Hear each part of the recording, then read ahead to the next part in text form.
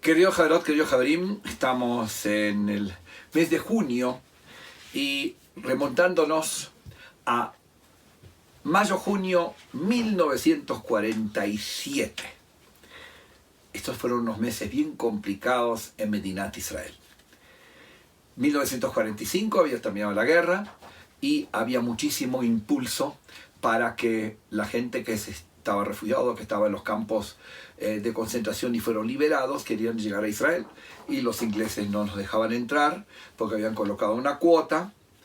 Y entonces había dos técnicas como de alguna manera lograr que entrasen.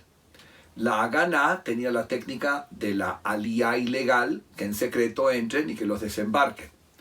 Y el Irgun y el Lehi, dos grupos mucho más radicales, decían no, ataquemos a los ingleses, no busquemos meterlos, sino ataquemos a las fuerzas inglesas. Y ahí hubo mucho conflicto, y entonces por un lado el Lehi y el Irgun eran muy organizados, el Irgun atacó el Hotel King David, el Lehi cada vez que nos cogían a alguien, nosotros los cogíamos el Lehi cogía a los policías ingleses y matanza para acá y para allá. Dentro de eso hay una historia que ahora salió mucho más a relucir y muy interesante, dolorosa e interesante. Había un muchacho, Alexander Rubovitz, de 16 años. Él estaba en las filas del Lehi, no iba a guerrear, pero lo que él hacía era poner cartelones en Jerusalén y en los diversos sitios a favor del Lehi contra los ingleses. Resulta que un día salió, en el mes de mayo del 47, a colocar a las 11 de la noche y nunca volvió. Nunca volvió, se empezaron a preguntar si lo habían secuestrado, qué le había pasado.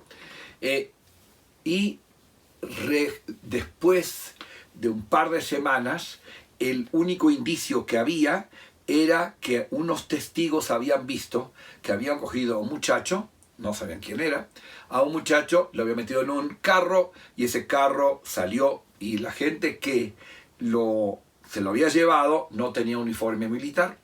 Bueno, se le cayó el sombrero al mayor, a esa persona que lo secuestró y que no estaba vestido como militar, era undercover.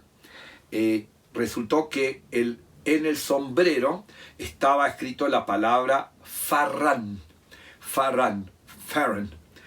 y que sabían que era un mayor del ejército inglés.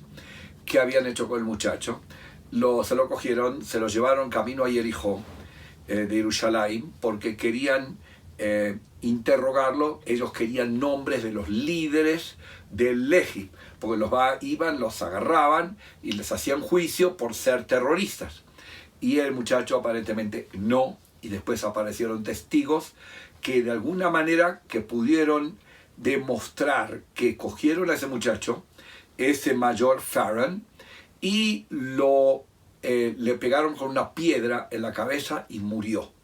Pero para encubrirse, lo apuñalaron, ya muerto, lo apuñalaron para que parezca como un asesinato de árabes, que era la técnica árabe.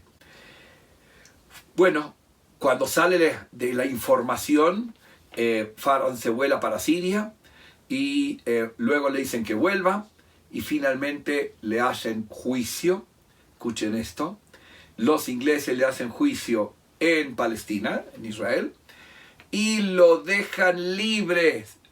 Había testigos que habían contado lo que había pasado y habían interpretado. ¿Y por qué lo dejaron libre? Porque el cuerpo desapareció. El cuerpo del joven Alexander Rubovitz había desaparecido. Y como no había cuerpo para demandar, los ingleses dijeron, váyase. Al otro día se montó en un barco y luego fue candidato para gobierno en el Senado británico. Increíble esta historia de una época muy convulsionada. Shabbat Shalom, Umevorach.